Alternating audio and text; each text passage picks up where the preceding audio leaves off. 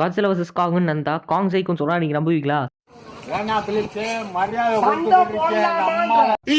புரியுது, நிறைய பேர் என்கிட்ட சண்டை போடலாமா அப்படின்னு கேட்கறதுக்கு புரியுது. ஆனா லிட்ரலா காட்ஸில்லாவை காங்கால டிஃபீட் பண்ண முடியும். ஆனா காட்ஸில்லா வர்சஸ் காங் படத்துல தான் காட்ஸில்லாக்கும் காங்குக்கும் சண்டை வந்தா அங்க கண்டிப்பா காட்ஸில்லா தான் ஜெயிக்க முடியும். எத்தனை வாட்டி சண்டை வந்தாலுமே டாமினன்ஸ் வந்து காட்ஸில்லா தான் காட்டும் அப்படிங்கிறத தெளிவா சொல்லியிருந்தாலுமே காங் ஒரு தடவை காட்ஸில்லாவை டிஃபீட் பண்ணியிருக்கு. ஐ மீன் நம்ம இந்த காங் கிடையாது, காங்கோடைய முன்னோடி தாத்தா இல்ல குழு தாத்தா அப்படின்னு சொல்லலாம்.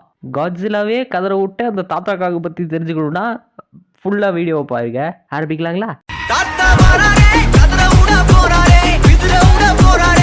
ஸோ இப்படி இந்த காட்ஸில்லாவே கதற விட்டா அந்த காங்கை வந்து என்னன்னு கூப்பிடுறாங்கன்னா தி ரைவல் காங் அப்படிங்கிற மாதிரி தான் இப்போதைக்கு சொல்கிறாங்க. காமிக்ஸ் பொறுத்த வரைக்கும் இந்த காங்கோடைய பேர் ரைவல் காங்.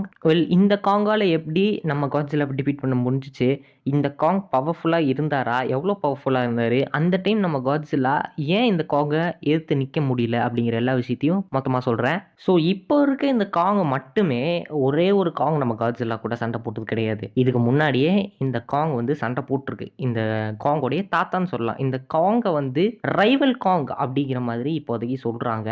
இவரு பவர்ஃபுல் தென் காட்ஸில்லா. ஈவன் இப்போ இருக்க காங்கை விடமே இந்த காங் வந்து பவர்ஃபுல்லா தான் இருந்திருக்காரு. இந்த காங்கை காட்ஸில்லா டொமினியன் அப்படிங்கிற அந்த காமிக்ல தான் காட்டியிருக்காங்க.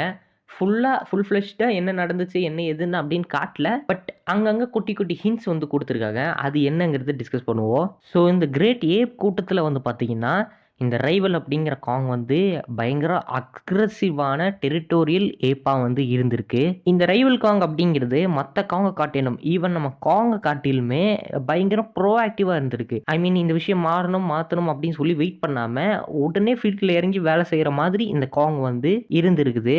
நம்ம காங் வந்து என்ன பண்ணோம் அப்படின்னு பார்த்தீங்கன்னா அது இருக்கக்கூடிய டெரிட்டரியை யார் வந்தாலுமே பயங்கரமாக பாதுகாக்கும். அட் எனி காஸ்ட் யார் வந்தாலுமே அவங்க கூட எதிர்த்து நிற்கிற மாதிரி தான் நம்ம காங் வந்து இருக்கும். பட் இந்த ரைவல் காங் வந்து பார்த்தீங்கன்னா இருக்கிற இடத்த ப்ரொடெக்ட் பண்ணும். பட் இருந்தாலுமே இன்னும் இடத்த நம்ம தேடணும், இன்னும் இடத்த நம்ம கான்கர் பண்ணணும் அப்படின்னு சொல்லிட்டு அதுக்கு இறங்கி வேலை பார்க்கக்கூடிய ஒரு காங்கா வந்து இருந்திருக்குது. ஸோ அந்த வகையில் இந்த ரைவல் காங் வந்து பார்த்தீங்கன்னா ஒவ்வொரு இடமா கான்கர் பண்ணிட்டே வர சமயத்தில் தான் அது நம்ம காட்ஸில்லாவுடைய அந்த டோர் ஸ்டெப்புக்கு போய் நிற்கிது. அந்த காட்ஸில்லாவுடைய ஹைட் அவுட்குள்ளே நம்ம ரைவல் காங் போக தான் அங்கே இந்த வாரே ப்ரோவோக் ஆகுது. நம்ம காட்ஸில்லா இந்த ரைவல் காங் சண்டை போட ஆரம்பிக்கிறாங்க. ஈவன் அங்கே வாட்டர் ஆக்சஸ் இருந்திருக்கு. நம்ம காட்ஸில்லாவுக்கு அது ஒரு மிகப்பெரிய அட்வான்டேஜ் தான். அண்ட் இந்த ரைவல் காங்கை விட அந்த இடங்கள்ல என்னென்ன இருந்திருக்கு அப்படிங்கிறது இவ்வளோ நாளாக இருந்தால் நம்ம காட்ஸில்லாவுக்கு தான் நிறையாவே தெரிஞ்சிருக்கோம். பட் என்னதான் இருந்தாலும் இந்த காட்ஸில்லாவா நம்ம ரைவல் காங் போட்டு பொழுது கட்டி அந்த இடத்துலேருந்து நம்ம காட்ஸில்லா வெளியே அமுச்சிட்டு அந்த இடத்த கான்கர் பண்ணி நம்ம ரைவல் காங் வந்து உட்கார்ந்துருக்கு. இது எங்க நடந்துச்சு, எப்படி நடந்துச்சு, எந்த மாதிரி இந்த ஃபைட் அப்படிங்கிறது இருந்தது அப்படிங்கிற எந்த ஒரு தெளிவான டீட்டெயில்ஸுமே இப்போ வரைக்கும் இல்லை. It still remains a mystery. ஆனால் அந்த ஹைடவேலேருந்து ஓடி போன நம்ம காட்ஸில்லா பல வருஷங்களுக்கு அந்த இடத்துக்கு திரும்ப வரவே இல்லை. அந்தளவுக்கு இந்த ரைவல் காங் அப்படிங்கிறது நம்ம காட்ஸில்லாவை கதிகலக வச்சிருக்கு. பட் எப்படி காட்ஸில்லாவை எப்படி அந்த காங் வந்து டிஃபீட் பண்ணுச்சு அப்படிங்கிறதுக்கான ஒரு காரணம் அப்படிங்கிறது இருக்குது. என்னன்னா இந்த காட்ஸில்லா டொமினியனோட இந்த ஆத்தர் கிரேக்கீஸ் வந்து பார்த்தீங்கன்னா இந்த ஹியூமன் ஏஜிங்கை எக்ஸாம்பிளாக வச்சு காட்ஸில்லாவுடைய அந்த ஏஜை பற்றி பேசியிருந்தாரு. அதாவது ஹியூமன் ஏஜிங்கை பொறுத்த வரைக்கும் நமக்கு இப்போ இந்த டீனேஜ் அடல்ட் அந்த வயசு இருக்கும்ல, அப்படி அந்த பல வருஷங்களுக்கு முன்னாடி ரைவல் காங் கூட சண்டை போடும்போது நம்ம காட்ஸில்லா அதோடைய டீனேஜ் வயசில் வந்து இருந்துச்சு இந்த ஹியூமன் ஏஜிங் படி.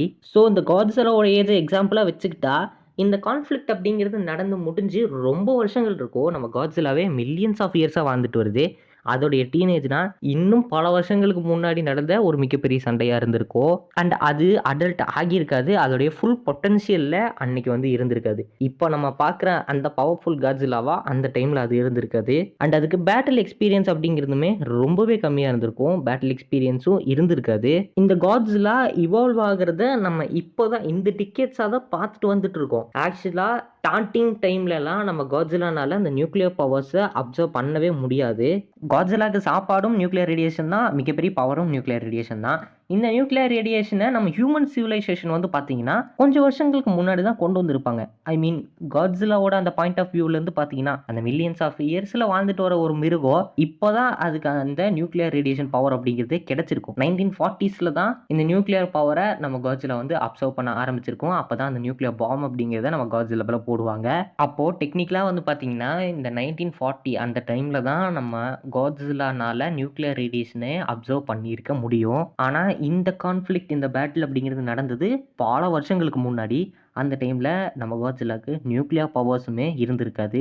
Plus he's and teenager. So இந்த காட்ஸிலாக்கு இருந்த இந்த டிஸ்அட்வான்டேஜ் தான் இந்த காட்ஸிலாவோட இனத்துக்குமே இருந்திருக்கு. ஐ மீன் இந்த இனத்தில் எந்த காட்ஸிலானாலையுமே நியூக்ளியர் பவர்ஸை வந்து அப்சர்வ் பண்ணியிருக்க முடியாது.